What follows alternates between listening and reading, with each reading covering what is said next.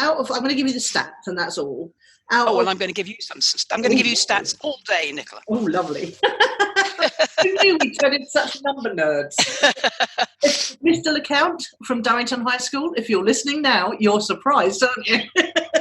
Because I understand compounding at last.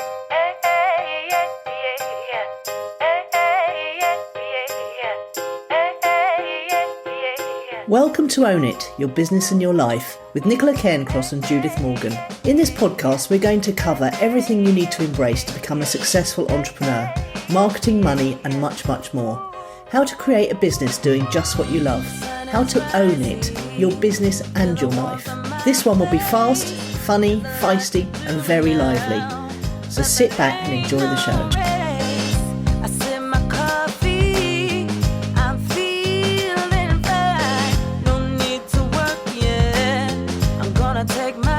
Morning.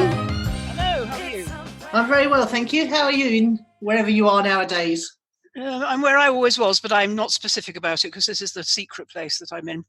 I'm excellent, sun shining, birds are tweeting, cats are coming in and out of the window, which means I don't have to keep letting them in and out of the door.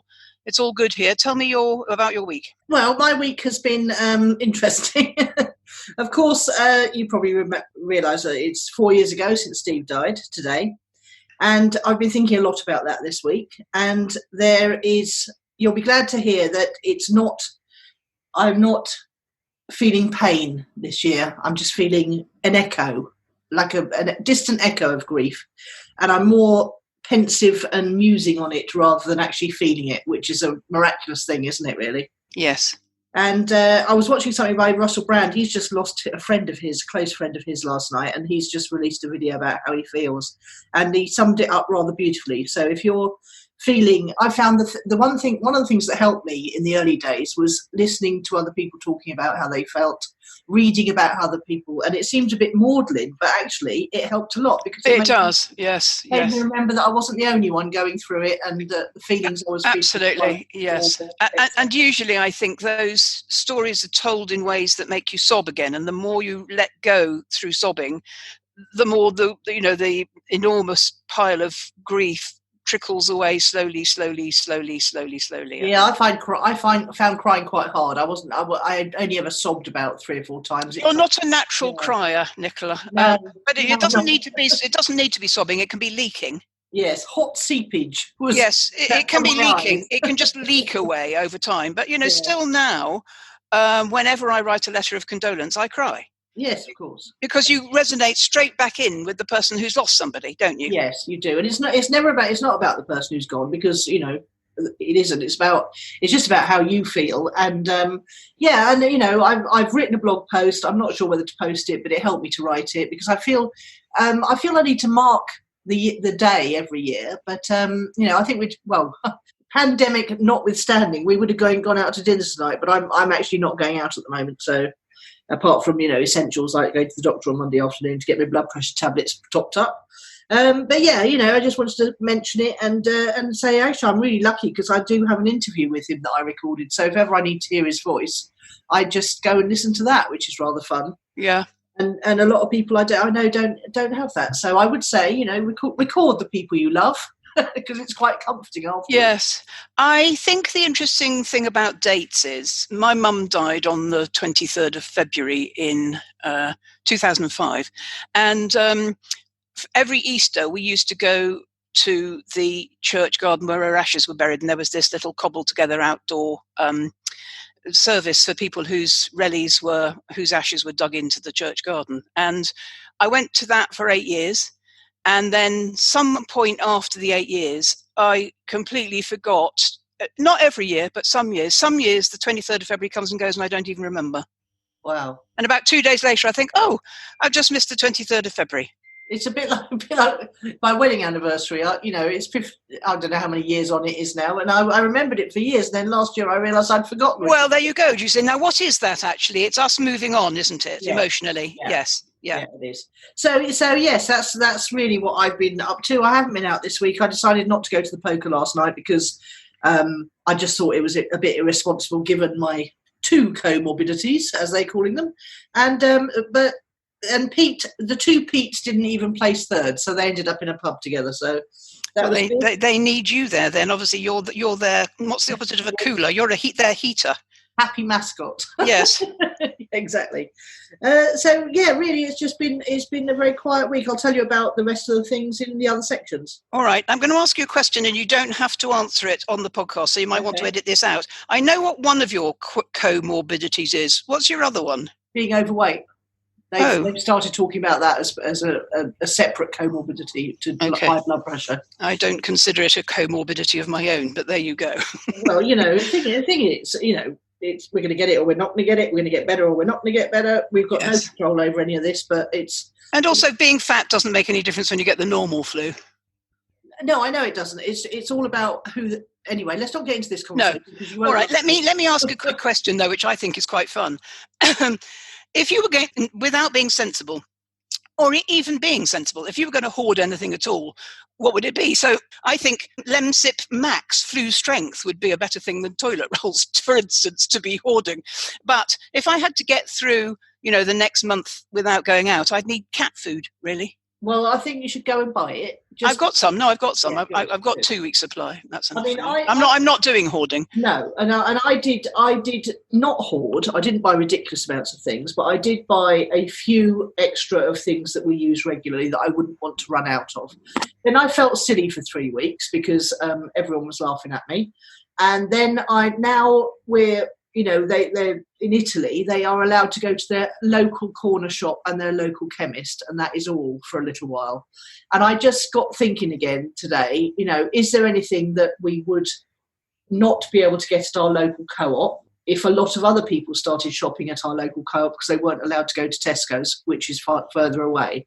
And that just made me think. But I think actually any dry cough medicine would be good. Any painkillers would be good because apparently a headache comes with it. And pretty much that's all you need for the actual thing itself. So just think about your nearest shop and think about what it wouldn't have if a lot of other people started shopping at it suddenly. And what would you like to have 2, 3 or 4 extra of? Like olive oil. I wouldn't want to run out of olive oil. Oh, but I could manage for quite a long time without olive oil. Yeah.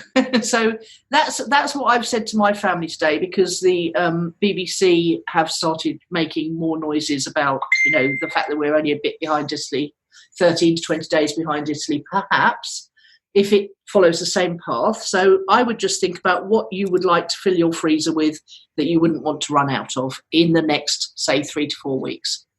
Prepare and be sensible, and stay in like I am if you're older and you don't want to get it. No, okay. But I put a big notice up at the top of the stairs saying, wash your hands or kill your mum, just to remind the kids, because they are obviously taking it not very seriously at all. And Nelson walked in this morning and said, is that a choice? So obviously my grammar is a bit off on that. But he's thinking about it. He's having a think.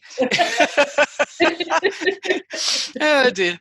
So I thought, well, what is the correct grammar to get it over? Well, you might need a comma. A bracket, perhaps. Yeah, a comma. Yeah. It might be better to. No, let's not go though, because we could spend a good 10 minutes debating how to write that sign. Yeah. I did try to make it look like a meme, so that they would pay more attention, as if it was on Instagram. But yeah.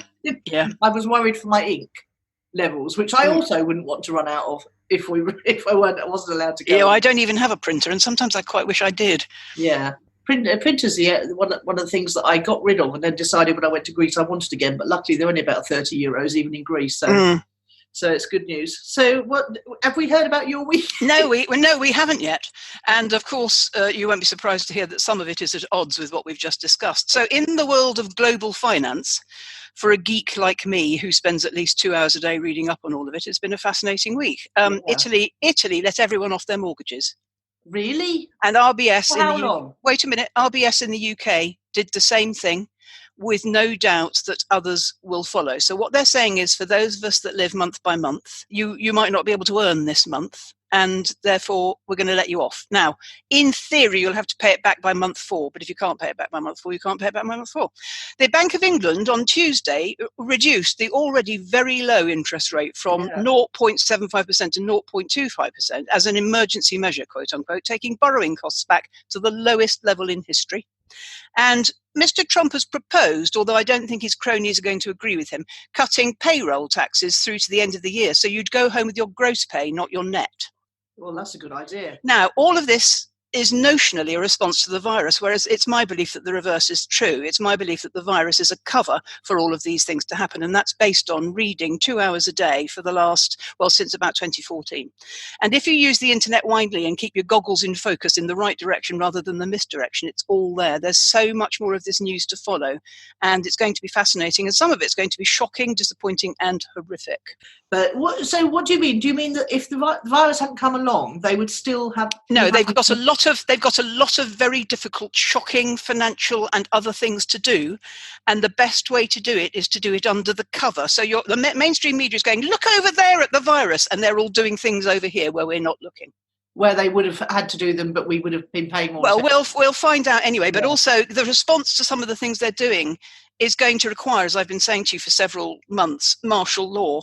And they've already got medical martial law in Italy and in parts of America. So people are shut in at home, so they can't take to the streets and revolt about when they misunderstand initially some of the things that are going to happen. Yeah. And they'll all be good in the end. It's just at the beginning we won't like it very much because it'll look a bit shocking and upsetting. Yeah, I know. And the interesting thing about this is obviously, because I've been keeping up with it for a long time, and just because I find the numbers fascinating. Oh, I agree with you. I'm going to talk about numbers all day today. Oh yeah, but the other thing you mentioned the word a minute ago. I think I realised a while ago this was absolutely huge because I've read a lot of books where this sort of thing happens. Yeah, and the implications of it in terms of finances and supply chain and all yes, that. Yeah.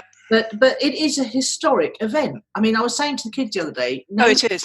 Nothing has happened like this in my life. No, and do you know what, Nicola? When somebody first told me this was going to happen, somebody actually, not as well as I do, but somebody first told me this was going to happen, I went, I can't believe that's going to happen in my lifetime. That is so arrogant to believe that in my 3 school years and 10, this massive thing is going to happen in my life. It's like, I don't believe it. I do not believe it, but now the evidence is every day up my nose, in my face, in my eyes, in my ears. I can't not see it anymore, and it is going to happen in my lifetime, possibly this week. I was prepared not to talk about this again because I thought you wouldn't want to, and we probably won't talk about it that much today. But I did want to mark this day because it is a historic event, and I think that's why so many people, although Shoreham High Street is quite quiet today, I think so many people are finding so hard to take in the enormity of what's happening. Yes. Even with all the news that's coming through from Germany, Spain, Italy.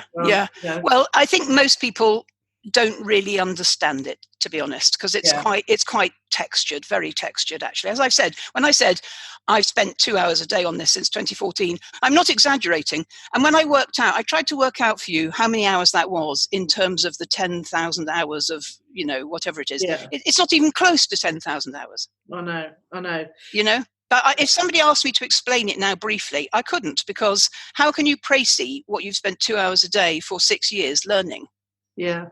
You can't. My two don't, Nelson, I think, grasped it a bit more, but Phoebe she doesn't want to know the doom and gloom stuff. And I don't think she's wrong, to be honest. I think it's our entitlement to choose our reality. Yeah. So if I never looked at social media and I just sat here on my sofa doing my brain training and looking out of the window, I wouldn't know anything either. And who's to say that reality is wrong? Yeah. It's not. It's just another reality I've chosen. One thing's for sure, you're in the best place, Judith. Well, I absolutely know about that. Yes, I do. And the other thing I've decided is that if I didn't have to travel, I wouldn't. So if it was a choice about going on a plane somewhere, I probably wouldn't go. Or certainly wouldn't go on a cruise because they're the most infecting. Well, I mean, they are turning into real anyway, yeah, I know. They are.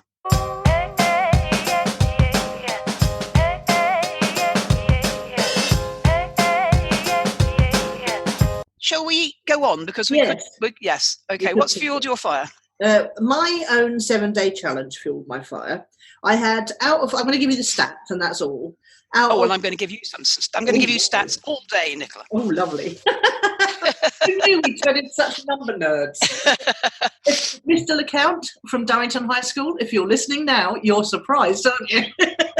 because I understand compounding at last.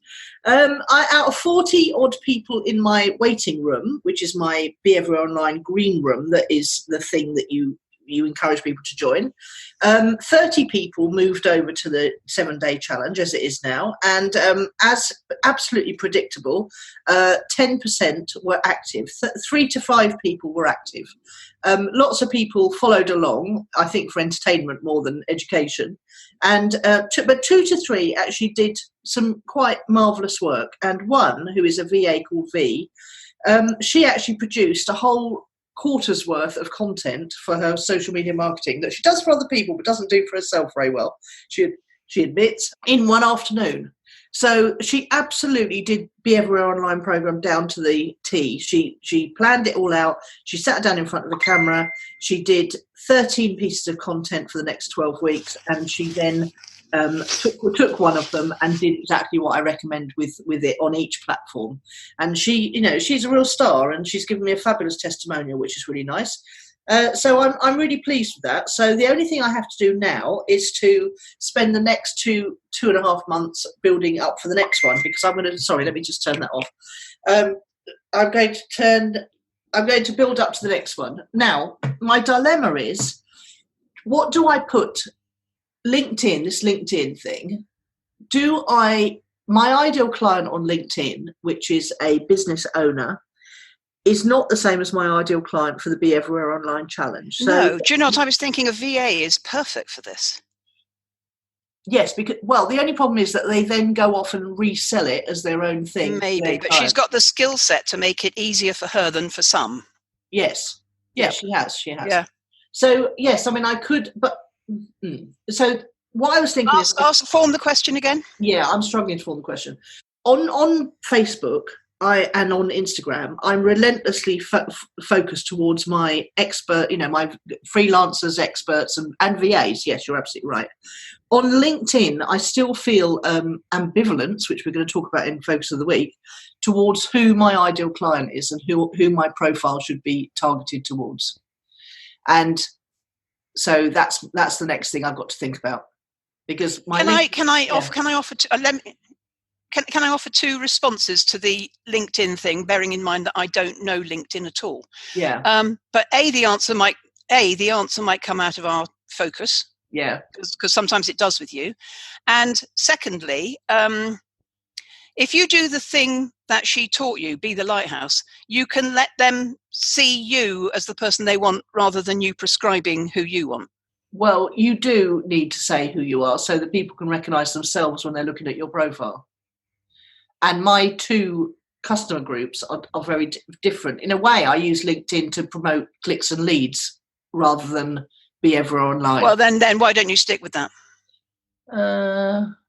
Because I think two things is too many. It's a choice, isn't it? Yes. Oh, no, you can't do two things, that's for sure. Yeah. But what I did do was, for the week before the challenge, I put everything on every platform towards the challenge. And then I moved it back to my other ideal client group on LinkedIn once the challenge was... Okay, well, how about this then? Do you know how they found you, the 40, 30, 3 to 5? Just miscellaneously through social media generally. Yeah, so we can't say... can you ask them in your group if any of them came via LinkedIn? Yeah, I could actually, yes. It's you need lots of data, and that's interesting because we're talking about numbers and compounding and statistics today. In order to get a representative sample, you need lots of data. I'm just thinking you might be able to reach one group through Instagram and Facebook and the other group, clicks and leads, through LinkedIn. Yeah. That's what I meant about not giving people a choice in both. Don't give them the choice in both places. No, I wasn't going to. Yeah. So use the channels separately. Yes. Yeah. It's a very different environment than LinkedIn. It's becoming more Facebook-like to look at. It's still very much a business environment. Yeah. Yeah.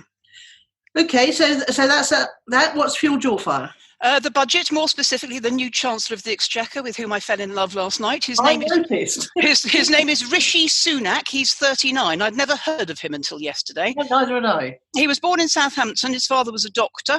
He went to a decent public school. He then went to Oxford, and then he did his MBA at Stanford, where he met his wife, who's the daughter of the co-founder of Infosys. So he married well.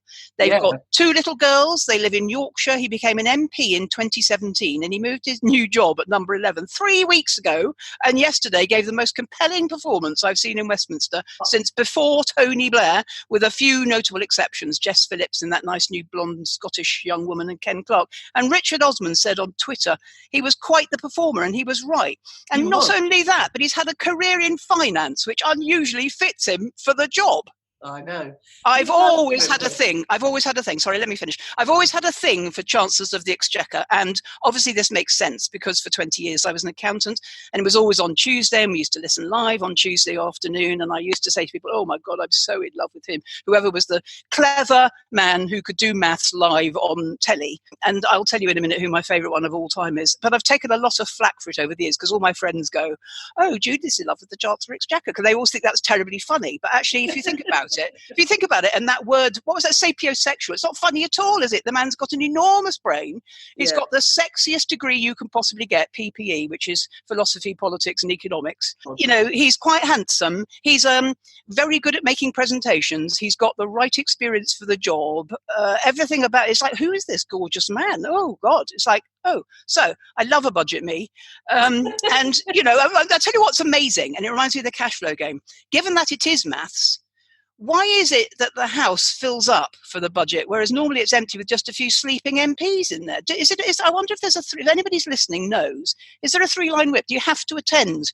If you're an MP, do you have to attend the budget, or do you just go because it's on telly and everybody's looking?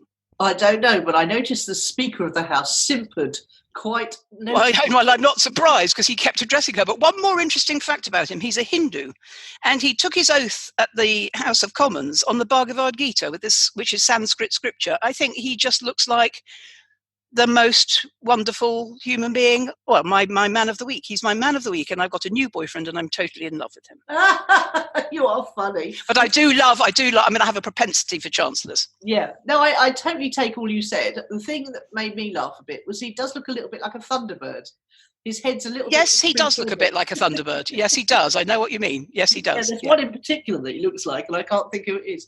But I'm quite astonished because that really does... I haven't got a good thing to say about the Conservatives normally, but that... Well, you will notice I didn't say anything about what he offered.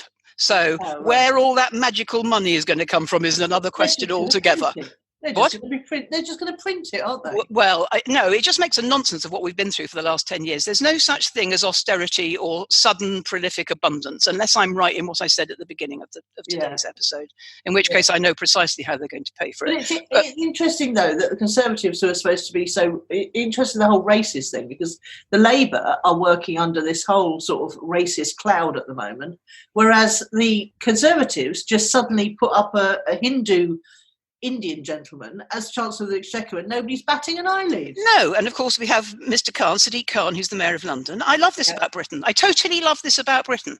Yeah, no, I do. It was a shocking sight to someone who's quite aware of these things, but a welcome one nonetheless. Absolutely. And actually, the man before him was Sajid, I forget how you say his name is, but another person that you might say you wouldn't think that the Tories would typically pick. I didn't even know that another Indian gentleman was. Yes. He may not have been an Indian because I get brown people confused, but Sajid Javi. Not allowed to call them brown people. Well, brown is quite a nice colour, to be fair. Not all colours are nice, but I don't know. I can't start saying without Googling whether they're Muslims or Hindus or something like that. I can't look at a person and go, oh, he's a Hindu or just as well, frankly. Yeah, absolutely. Yes. Moving swiftly on. Anyway, I'm very, very excited about I think, what a meteoric career apart from anything else. 39. And do you know what? I think that's the right age for a politician. These old men in America is bizarre. I know. And they if they're not 80, they're considered fit for office. Well, it's madness. Right.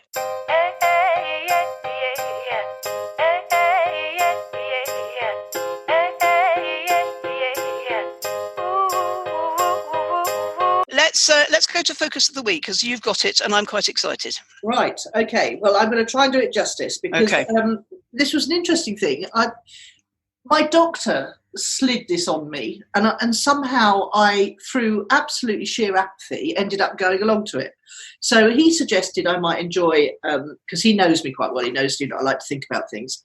And he said, we were talking about my weight and being overweight. And he said, look, there's a wellbeing course you might enjoy. And I said, I must have looked skeptical. And he said, no, it's all thinking stuff. You like that stuff, don't you? And he said, it's all really, really good. And it's getting some fantastic results. You might enjoy it. He said, so why don't I just put you forward for it? So I got this phone call from this lady called Rita. Sounded very nice. And she said, we're starting our next wellbeing course. And to be honest, I'd totally forgotten about it. Didn't know what it meant or what it involved at all. And I said, oh, yes, when is it? And she said, we'll start on Monday. And I thought, I haven't really got much on Monday apart from poker on Wednesday. And she said, well, it's every night next week. But I sort of got the impression it was 45 minutes and it literally was just around the corner. So I thought, because I've been talking about getting out of the house more. So I thought this might be a way to get out of the house. Yeah, bad timing to get out of the house more, but anyway. Well, exactly, and meet some new people. Every night, like Monday to Friday, you mean? Well, I thought it meant Monday to Thursday. And I thought, well, I've got poker on Wednesday anyway, so I can't go to that one. So I said to her, look, I've got an event on Wednesday and I can't change it. Because it was my first night that I'd arranged to go after months and months of trying to go. And I thought, I'm not changing this for anything. And she said, oh, no, that's all right. She said, I'll meet you a little bit earlier on Thursday and I'll just take you through what we covered on Wednesday. So I turned up on Monday for my 15-minute evaluation, and that was fine. She was such a nice person, ex-alcoholic, and this course is basically, the course had helped her enormously, and it's run by a chap in London who's developed it, and I could look him up afterwards, but it's called Intuitive Thinking Skills. So I turned up on Tuesday after I'd had me a little evaluation on Monday, and I was thinking, this is going to be bloody awful. But something inside me made me just not want to let Rita down by now. I'm such a people pleaser, it's ridiculous. So I'd never met this woman before, apart from 15 minutes and one telephone conversation, but I didn't want to let Rita down. So I turned up on Tuesday, and there was about 10 of us. And we were all there for different things. There were one or two alcoholics. There was one chap who's self-harming because he's got PTSD because of things that happened to him in his childhood.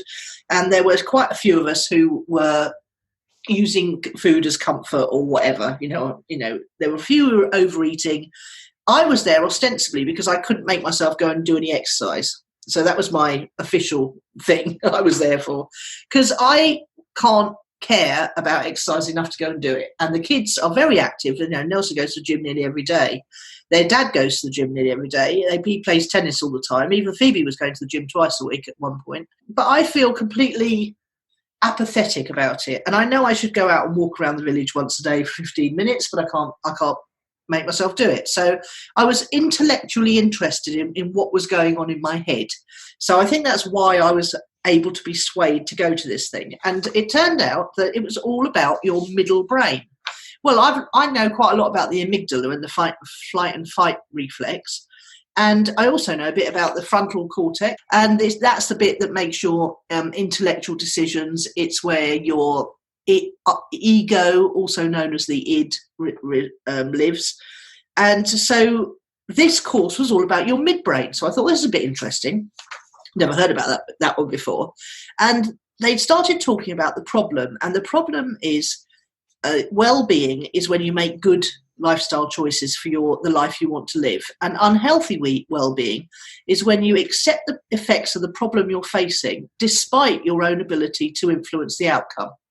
So this doesn't just work across food and booze and drugs and all that stuff. It's really good for people who want a different reality, know what they need to do to change their reality, but either can't or won't make the decisions needed and to put up with the uncomfortableness that follows in changing their reality. And it's called ambivalence.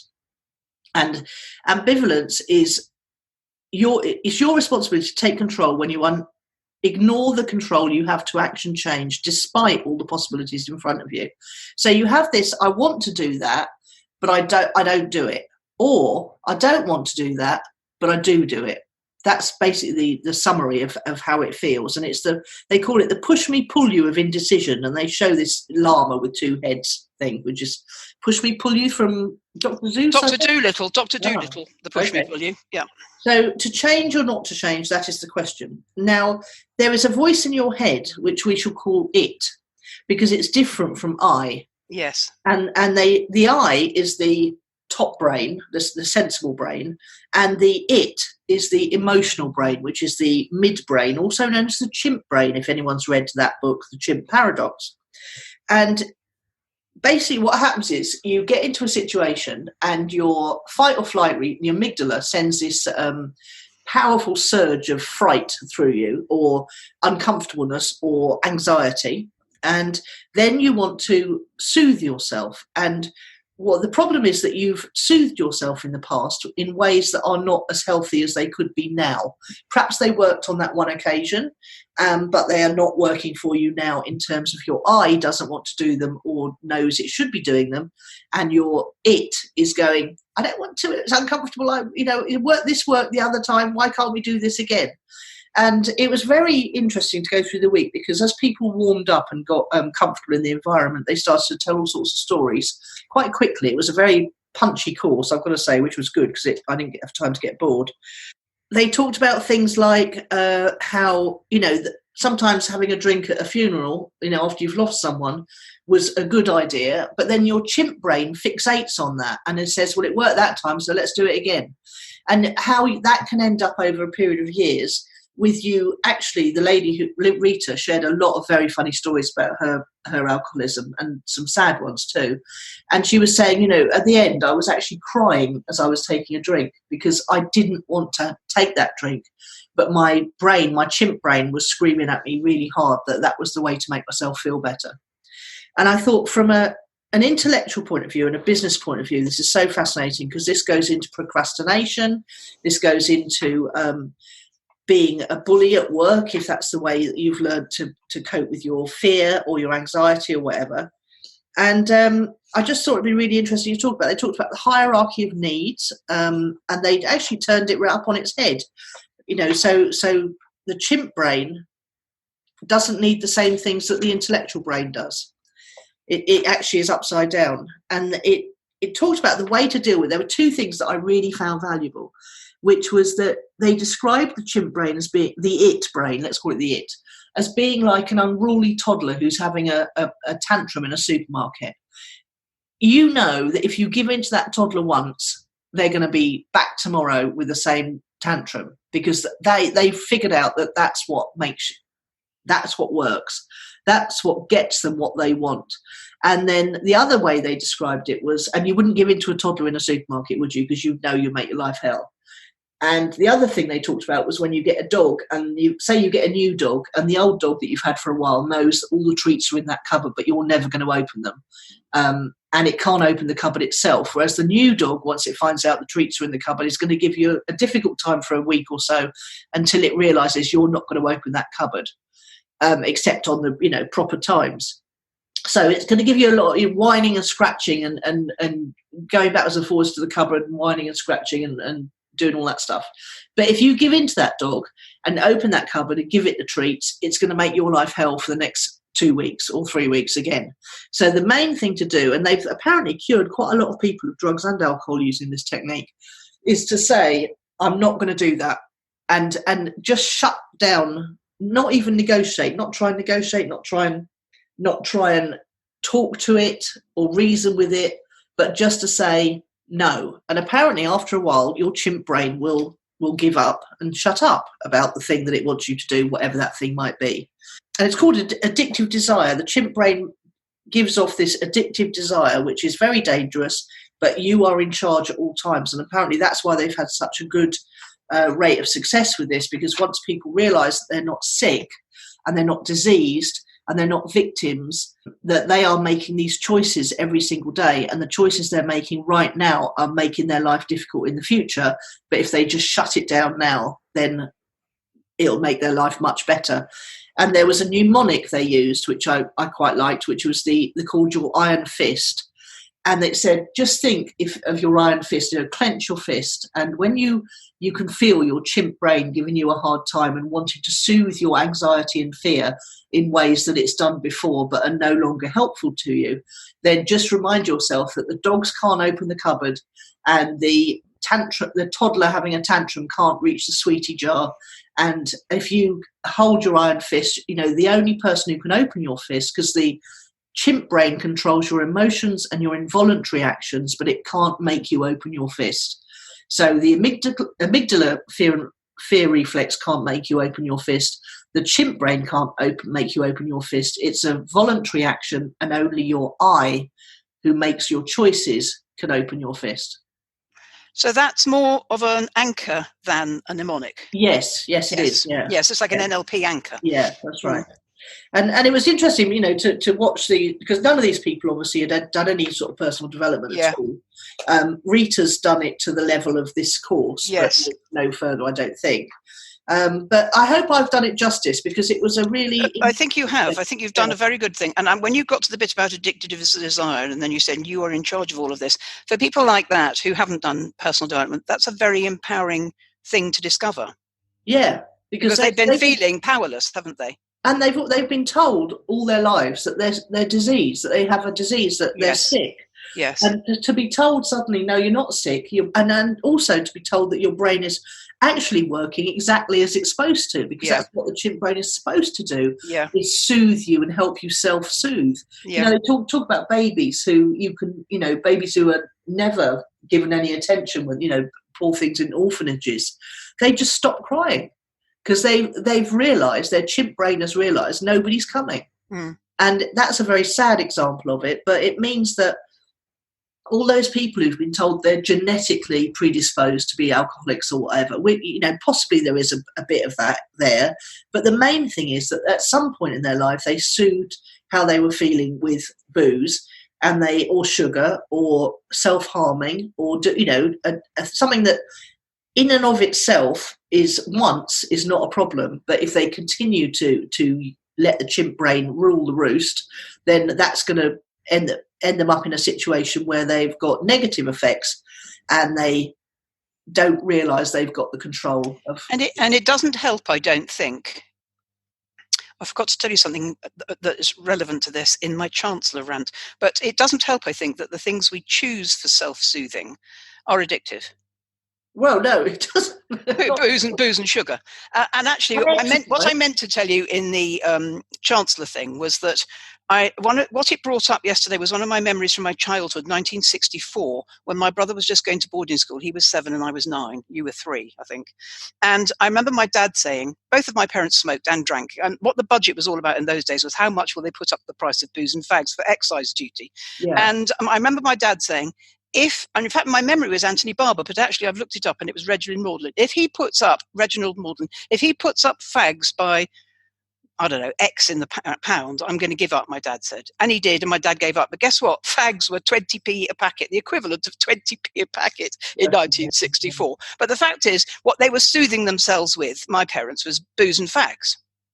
And interesting, in the budget, you're right, I noticed that. They didn't put up the tax on booze, but they did put up the tax on fags and baccy, which actually is something that is leading to the medical health service costing the government more. Actually, booze is, to be fair. But I suppose they think that we all need a drink to self-soothe ourselves through this. Well, I think we're getting into another argument here, which is about the lobby. But was there any discussion about, when you said the addictive desire, was there any discussion about the things we typically choose to self-soothe with, booze, fags and sugar, are actually in themselves also addictive? So it's almost like we've chosen the worst thing possible for ourselves. Well, no, because it was wider than that. She talked about people who are addicted to exercise, people who are addicted to fasting. Yes. Okay. It's about trying to get a sense of control. Yes, indeed. Or power, realising your own power in it. You're not powerless. Yes. Yeah. So I was really interested because I don't binge eat, but I do not want to exercise. I was there pretty much to try and find myself the motivation to actually do something that I know would be good for me and that I know not doing is bad for me, but I can't seem to bring myself to care. And I'm happy to talk about this on podcasts if it helps. I'm just intellectually interested in it. I suppose because I was so full up with the news of the coronavirus and the end of the world coming, which it isn't, obviously, but that's how I felt on that week specifically. And because I knew I was going to the poker on Wednesday night, I just didn't, I couldn't engage in it as much as I wanted to for Rita's sake, because she was brilliant. And how often do they run it? Oh, it was every night until Friday. I went. I mean, I got out. I had a really bad night. Thursday night, I had a really bad night where I thought, I'm so not connecting to any of this. I'm enjoying it intellectually, but it's not doing anything for me emotionally because of all the other distractions in my head. And I just thought, what the F am I doing here, really? I'm just wasting my evenings. But then I ended up going back on the Friday night because I wanted to complete it. I didn't want to let Rita down. I thought I might learn something interesting on the last night. It was all interesting. It was a fantastic course. And the fact that the NHS are rolling this out quite aggressively now, this course, because it's getting such great results, is really interesting, isn't it? Because they've never done anything like this before. It was effectively group therapy, and it was free. So, if you're suffering from any of these things quietly, you don't have to. Go see your doctor. Ask if they've got a wellbeing thing, and it's called Intuitive Thinking Skills Limited. Well, you had me at intuitive thinking, of course, because that's something I think I do. But I think that rather than it being my middle brain, it's my gut brain, my intuitive thinking. Yes. But it's okay. And what your message is there, which I thoroughly approve of, and I'm glad things like the NHS have come round to it, and it happened last night on that sport relief programme, is how we're all allowed to ask for help and how help is available. Yeah. And it was saying that, I'm just flicking through the leaflet that you're not allowed to take home. So I don't want you reading ahead, like what I would have done.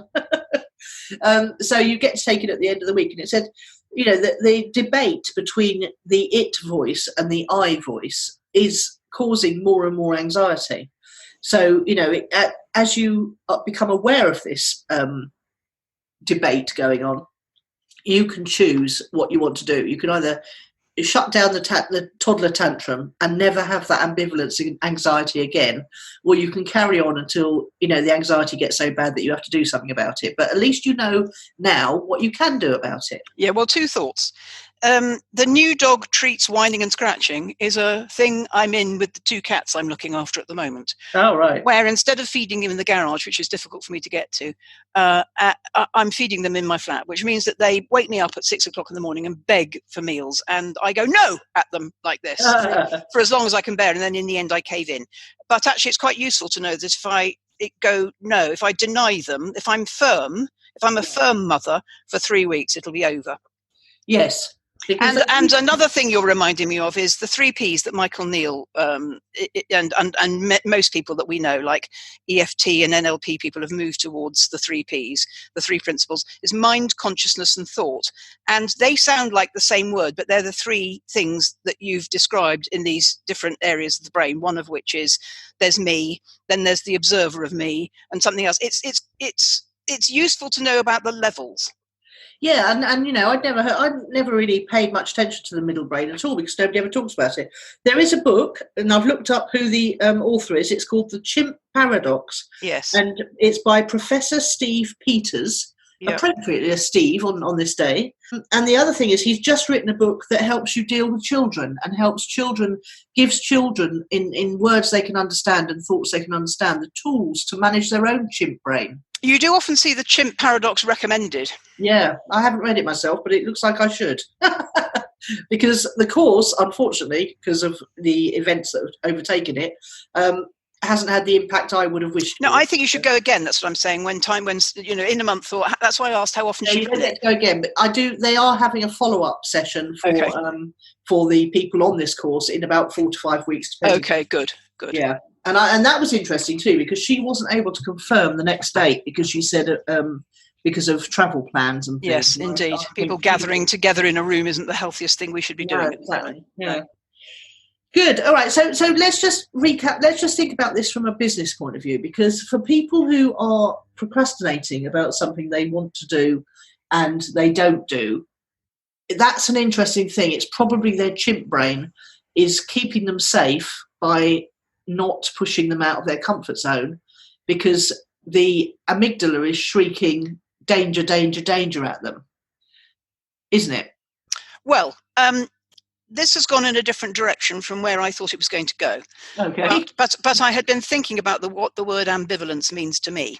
Okay, good. And there's some horrible personal development jargon. Most personal development jargon is horrible, that you see people using a lot. In this example, ambivalence. Is it a hell yeah or a hell no? Unless it's a hell yeah, then ostensibly people wouldn't do it. But actually I find typically that a hell no is more powerful. That is more powerful to me. Yes. So, for instance, somebody PM'd me yesterday. It took me ages to work out who she was, but it's somebody you and I knew from, not from the Money Gym, but from associated activities in about 2000 and the late noughties.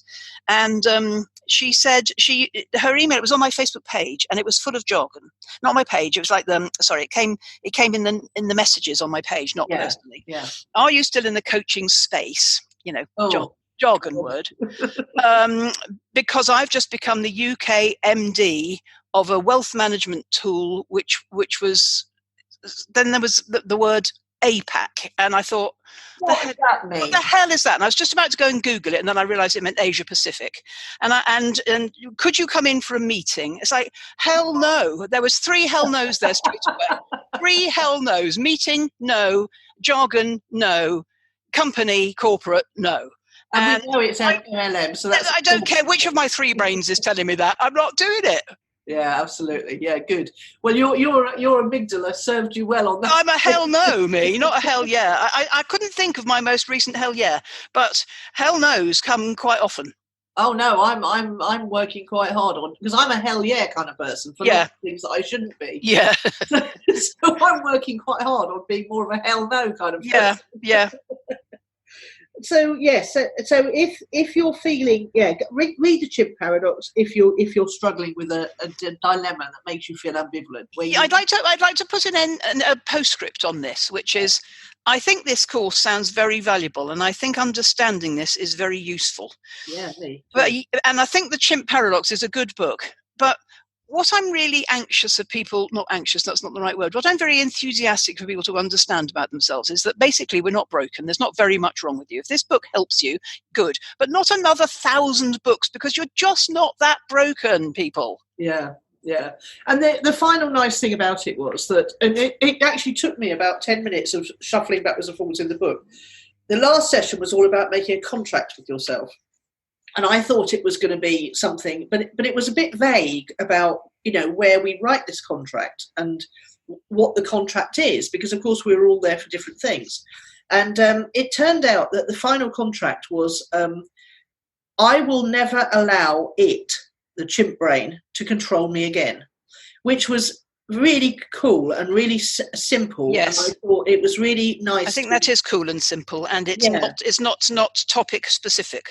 No, absolutely. It basically means that once you're aware of it, you can become, as long as you keep reminding yourself, as long as, because we all forget, don't we, things that we need to remember, you can just become aware when that ambivalence comes up that it's your chimp brain having a toddler tantrum. Yes, and actually your contract is reminding me of an expression that Marion taught me, which is, I might, at the end of a course like that, if I were highly motivated, make what she calls, or she taught me is called, an unbreakable promise to myself. Yes, that's the same thing. Yeah. Well, I'm terrible, because I'll make unbreakable promises to myself and break them all the time. But but you said that before. But actually, you could just change your mind about that. Yeah, because I usually end up doing things for other people, whereas I couldn't. As I said to you when you said that about 2 weeks ago, I never make one I don't think I can carry through on. I don't want to set myself up to fail. I would only ever make a contract with myself or a determination with myself around something I either knew I'd complete or knew I was highly motivated to complete. Yeah. Well, that's good for self-esteem, isn't it? Because all the time... Oh, yes, I just want more steps to success, yes. Absolutely, and we all know that high self-esteem is a prerequisite for success in all sorts of areas. It's interesting. Yeah.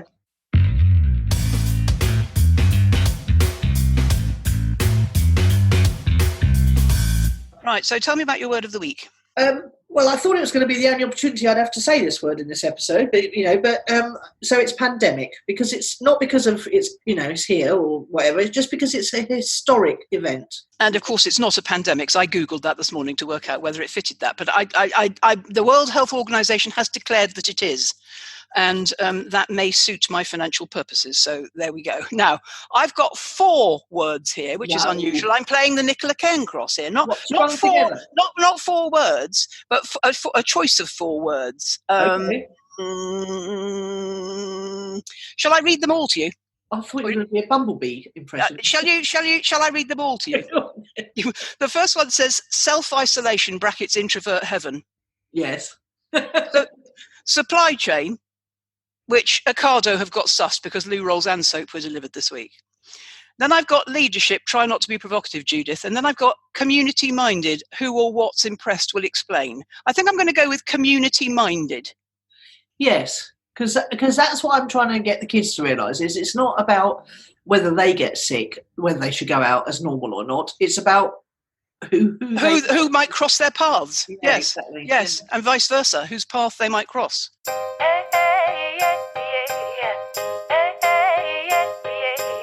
Now, do you have anything in PUs? I do. On the writing front, as you know, I was turned down for one of the bursaries I applied for. Curtis Brown. Was it Curtis Brown that turned you down? Yeah. Yep. On the second one, the National Film and Television School 10-day course, I have been awarded a bursary. Yay! I know. I was really just to cover the fees, or what? No, it's to go towards the fees. It doesn't cover them, unfortunately. Okay.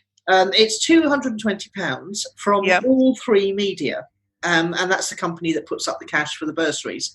Now, this is not just something that they would give on. It is on merit.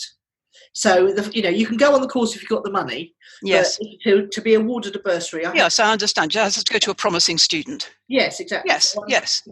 But as I announced to my Right Club ladies, it was a BAME All 3 Media Award, BAME. Yes. And one of them pointed out that is for... You don't actually qualify. No. How funny. So now they definitely asked me for my ethnicity. And I definitely told the truth. I would never do anything otherwise. But so, are you going to fess up? Well, I'm interestingly enough. The course is on the 11th of April, and I haven't really got the rest of the cash yet. But they've said there was one in October. But if I swap to the one in October, which I want to, because I certainly don't want to be travelling to Beaconsfield or die in a bedsit down there. No, that's right. Just being dramatic for a moment.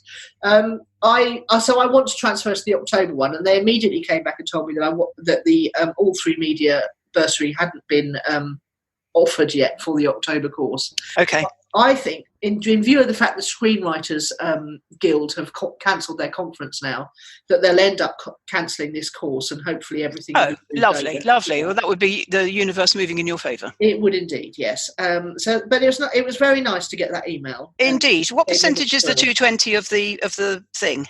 Yes, it's £1,100 the course. Yes, okay. I estimate it's going to cost about the same again to stay down there for 2 weeks. Okay. So I've got till October now. Anyway, up there. Yeah. Up there, yes. Yes. Where I am. And I was thinking in terms of in relation to London. It's still just to the left on the same level, slightly higher than London. Yeah, across. And the final other bit of project updates is I just had a look at our stats. March the 1st to the 12th, we've done 1,147 downloads. And looking at our stats since Christmas, we are averaging 600 to 800 a week regularly since January, which is great. Okay. We need more, so if anyone could pass on the podcast to a friend this week, that would be really helpful. Well, I think it's worth telling everybody that at some point in the next 3 weeks, we're going to debate the future of Own It. Live on As a Focus. But we still have nearly 300 episodes of value to share. Indeed. I realised did I say this last week? Do tell me if I repeat myself, because we've got a new deal, haven't we?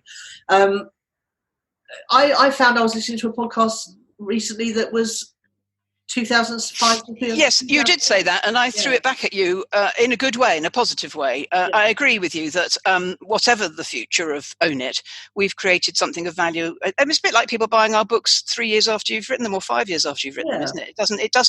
It doesn't. I don't know what the word is. It doesn't become.